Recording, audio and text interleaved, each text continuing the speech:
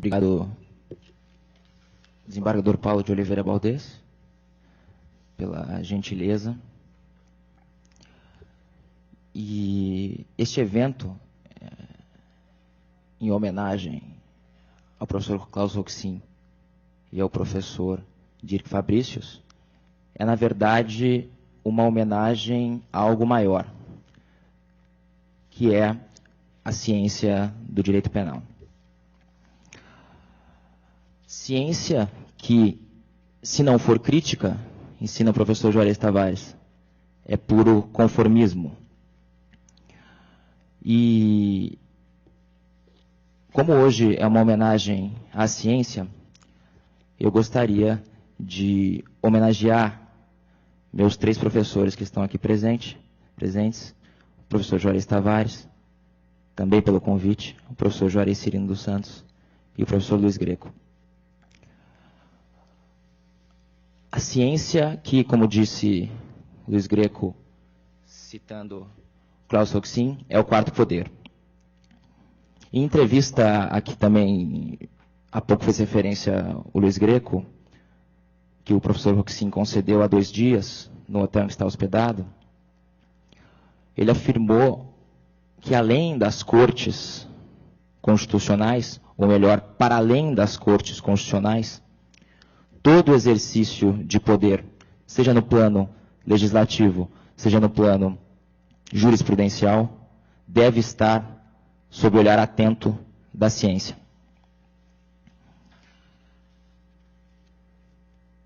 Se hoje é uma homenagem à ciência, é bastante pesaroso pensar que, além de não ter sido homenageada por ocasião do projeto número 236 de Código Penal, a ciência jurídica tenha sido tão maltratada neste malsinado projeto.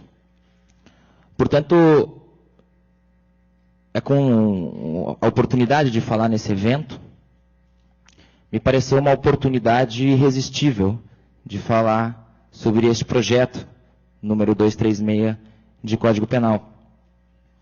E não deixa de ser paradoxal que, num evento que homenageia a ciência do direito, tenhamos que apontar tudo, ou tenhamos que apontar a ausência de ciência neste projeto número 236. Eu dividirei a minha fala basicamente em 3 pontos. Quero começar falando um pouco da metodologia, da postura da comissão de juristas que elaborou este projeto. E depois, num segundo momento, quero falar mais especificamente e ilustrando com um tópico dogmático, o estado de necessidade, como a relação entre ciência e jurisprudência e legislação pode ser realizada e como ela não foi realizada neste projeto 236. Eu usarei, então, o estado de necessidade como uma espécie de exemplo da ausência de ciência no projeto número 236. Ao final, quero tecer algumas considerações finais sobre o que penso a respeito da tramitação desse projeto e quais são as sugestões da ciência. Começando pela metodologia deste projeto. Eu parto de um princípio fundamental. Fazer algo no mundo é, em princípio, pior do que omitir algo bom no mundo. Ou seja, em bom português, alterar todo o Código Penal, inserindo novos equívocos, é mais grave do que omitir a melhora de um Código Penal que se diz ultrapassado, que se diz fruto do Estado Novo, mas sobre isso eu vou falar. Ou seja, humildade se manifesta em atos. O legislador de 84, por exemplo, foi humilde.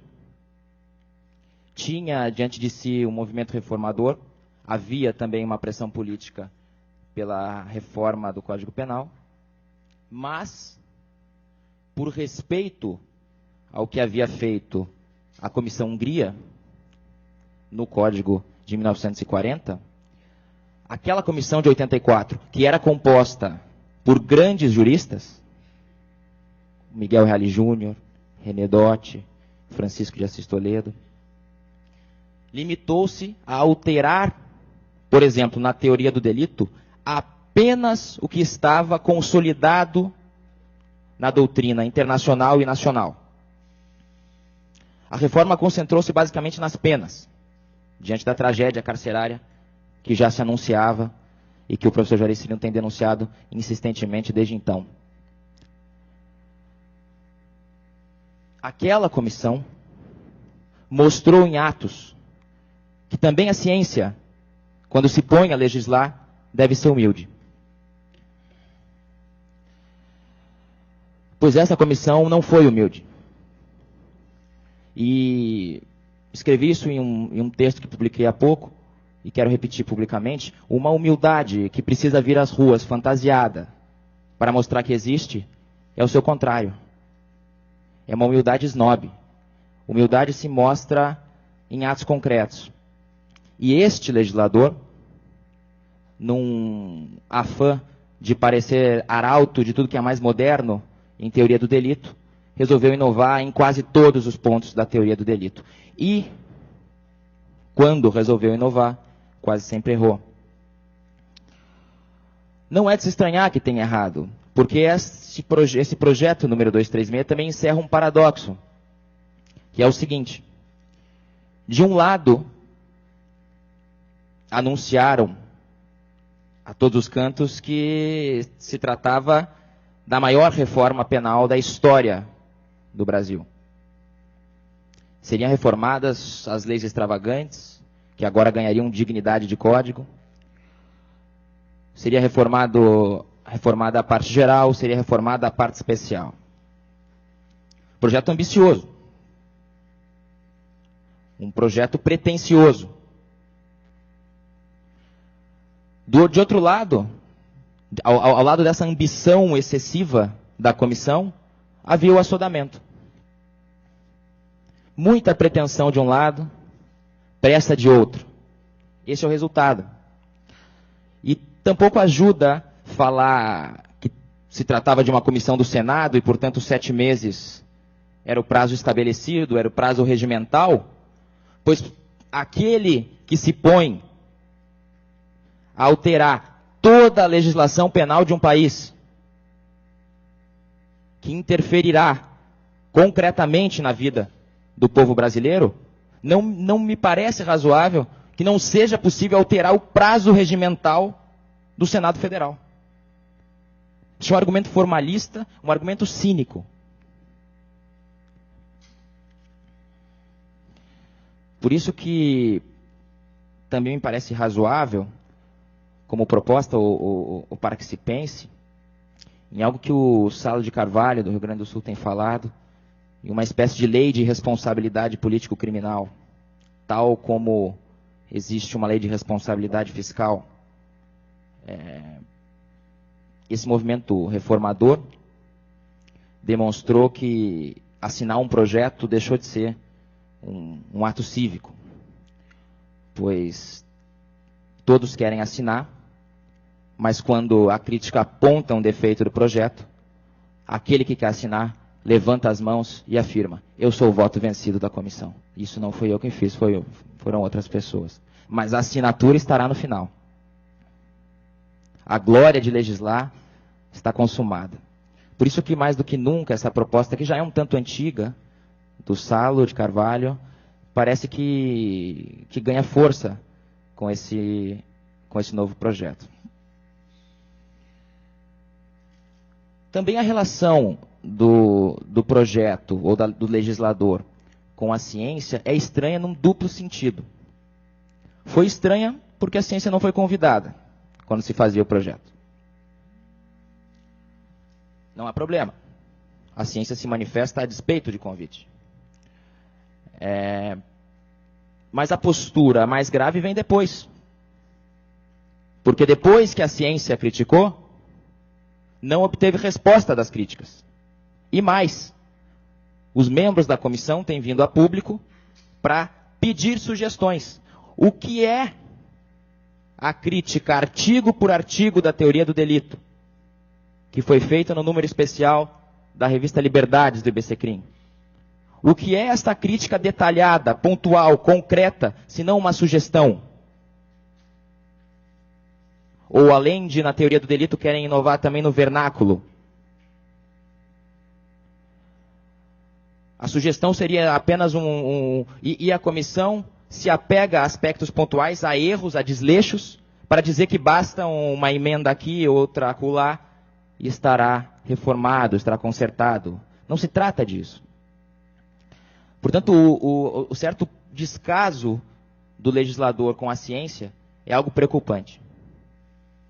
É algo muito preocupante.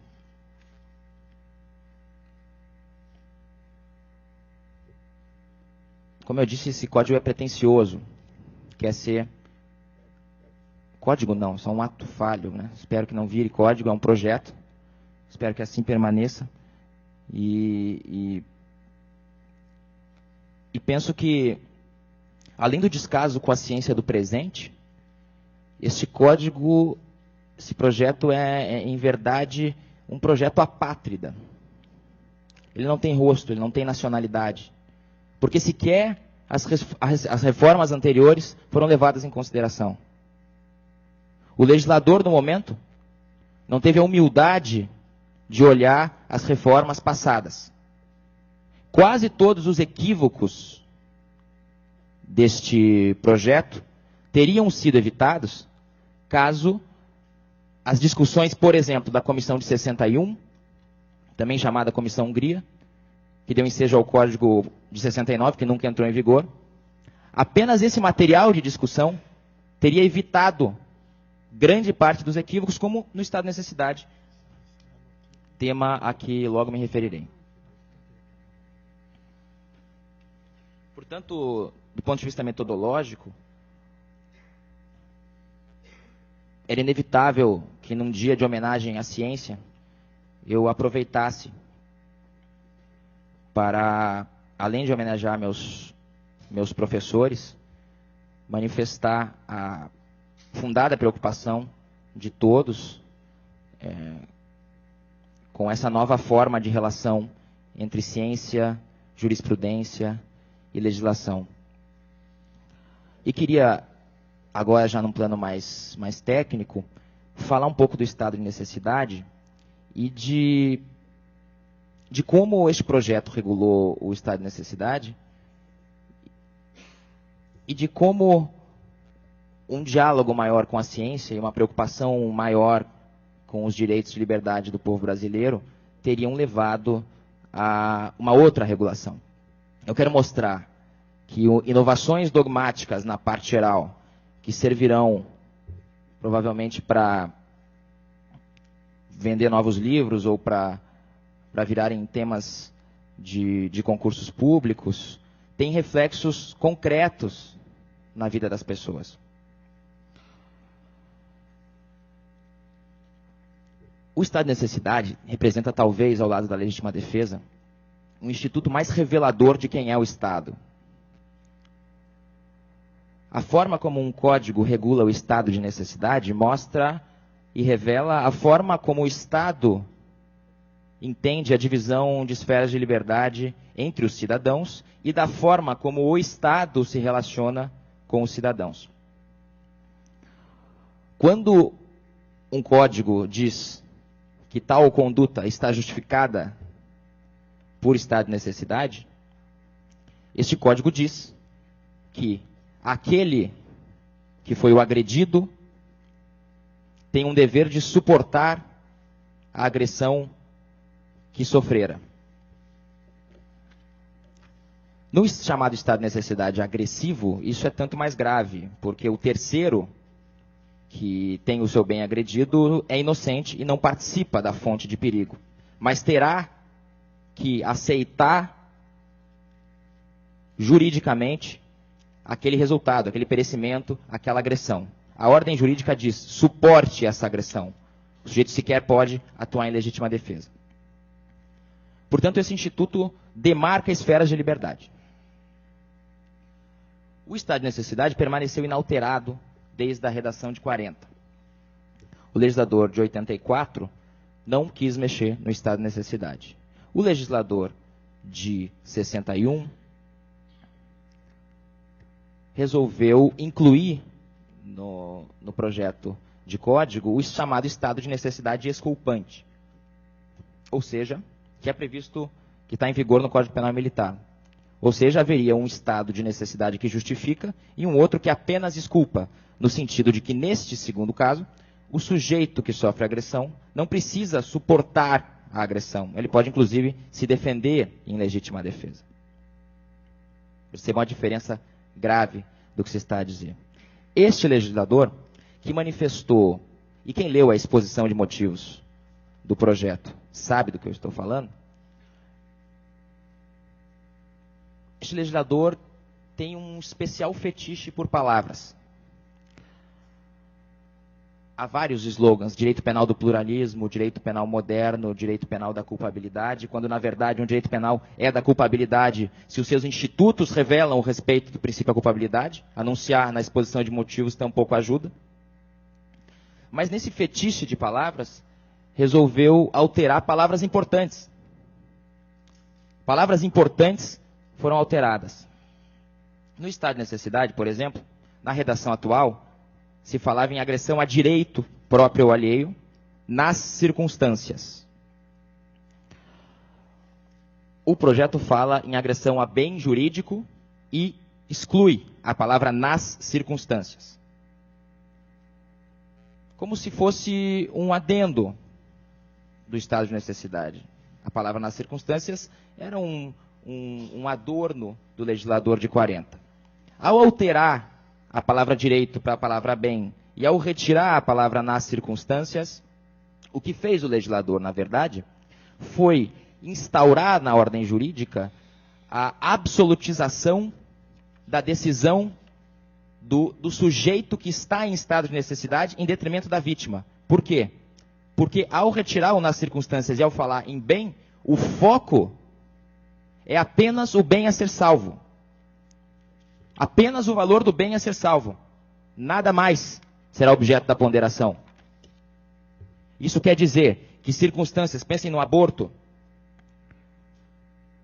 a vontade da mãe, a intensidade da lesão, a probabilidade da lesão, não entram em jogo da ponderação. Apenas o valor do bem.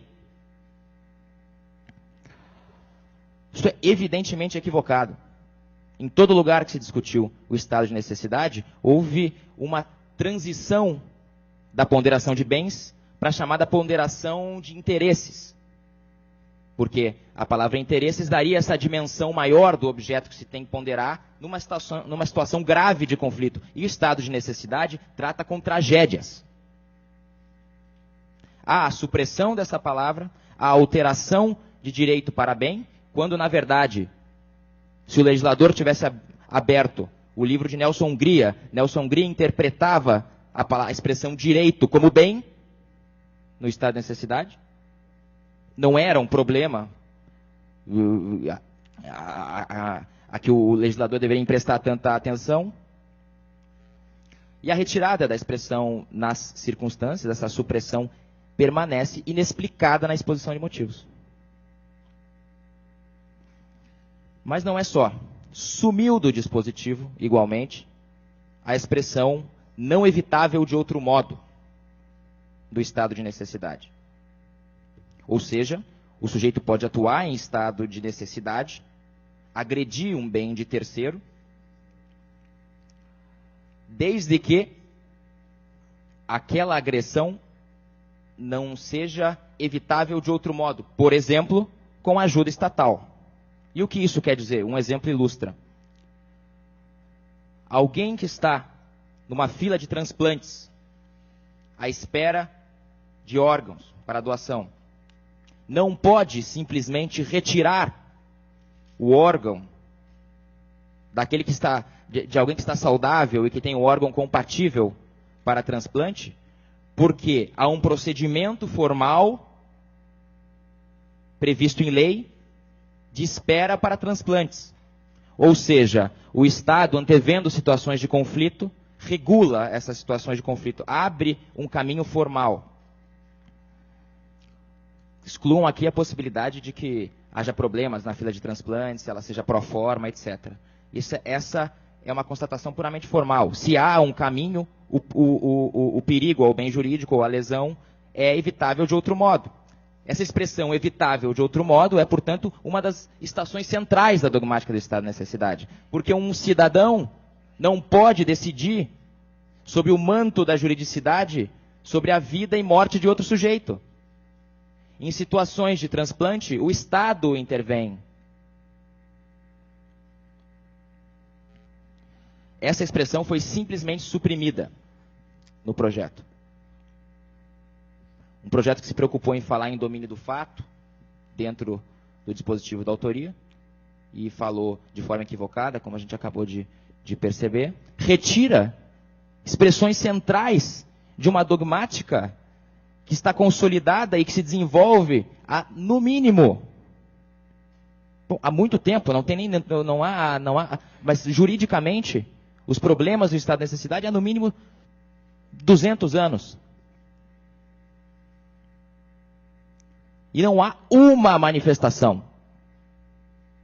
Então a comissão mostre uma manifestação de algum autor que ache dispensável essa avaliação da necessidade no estado de necessidade. Esse poder evitar de outro modo o perigo.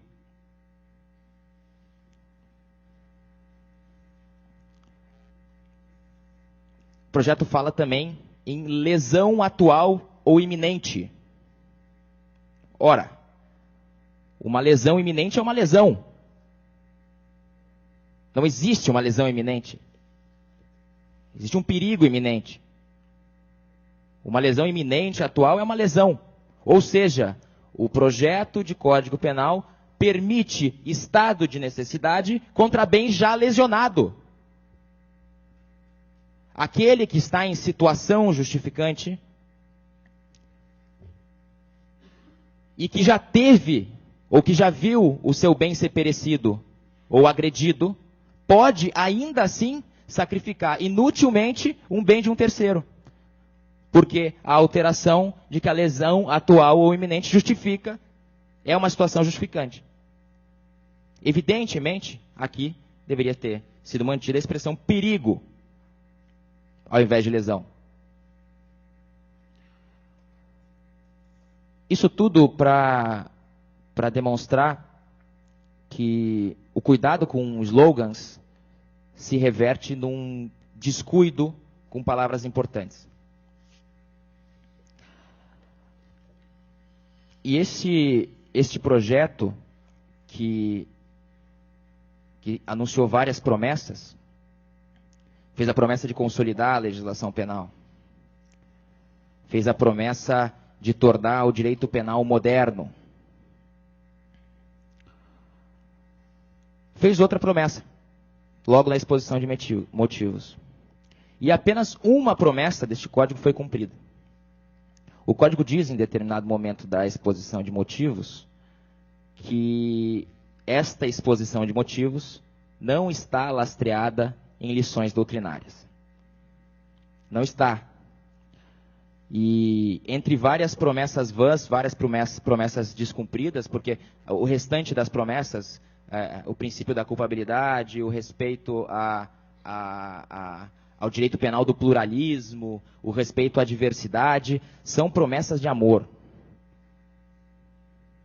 São uma carta de amor escrita pelo mais absoluto cafajeste, que logo à frente cuida de descumprir as promessas que fizeram. Claro que a parte mais técnica e mais científica do que eu estou a dizer, isso que eu estou dizendo não é leviano, basta olhar o número, a que eu já fiz referência da revista Liberdades, em que a crítica está feita de forma técnica, lúcida e urbana, mas que permanece irrespondida, então talvez tenha que se, de alguma forma, aumentar o tom da crítica para que ela seja escutada.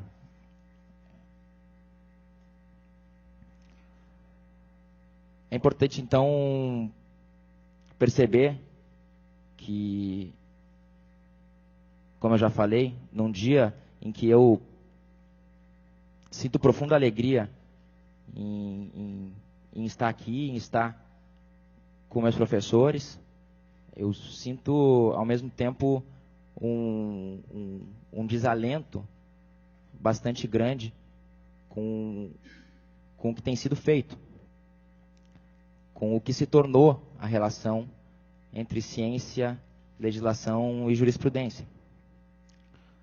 Não foi sempre assim. Não foi sempre assim. Basta olhar as reformas passadas. E creio que dessa vez o legislador, ou o poder em sentido amplo, foi longe demais. E o que torna esse desalento mais agudo é imaginar que, por exemplo, um engenheiro que constrói um prédio deficitário, um engenheiro que coloca areia ao invés de cimento no alicerce de um prédio, assiste o prédio cair, o prédio desaba, pessoas morrem. O engenheiro responde pelo que aconteceu. Ele nunca mais será autorizado a construir uma obra ou assinar uma obra. O médico que é negligente, que ouve dizer que nos Estados Unidos há um novo tratamento para o câncer, aplica desconhecendo em um paciente, o paciente morre, esse médico assiste o paciente morrer. Esse médico responde pelo que aconteceu. O que assusta, efetivamente, é que o edifício jurídico não desaba. Ele produz consequências aos poucos. Mas ele ingressa na vida das pessoas. O edifício jurídico desafia a engenharia. Ele fere e causa sofrimento sem desabar. E isso torna tudo o que está acontecendo bastante grave. Eu creio que essa é uma oportunidade que tive, e agora encerro, para que depois a gente possa discutir nas perguntas, no debate, é que essa é uma oportunidade para reafirmar o que é a verdadeira atitude científica. O que é a preocupação científica que não se presta à lacaia de nenhum senhor, que não se importa com a venalidade do que escreve, e sim com os direitos de liberdade dos cidadãos. Muito obrigado e boa noite.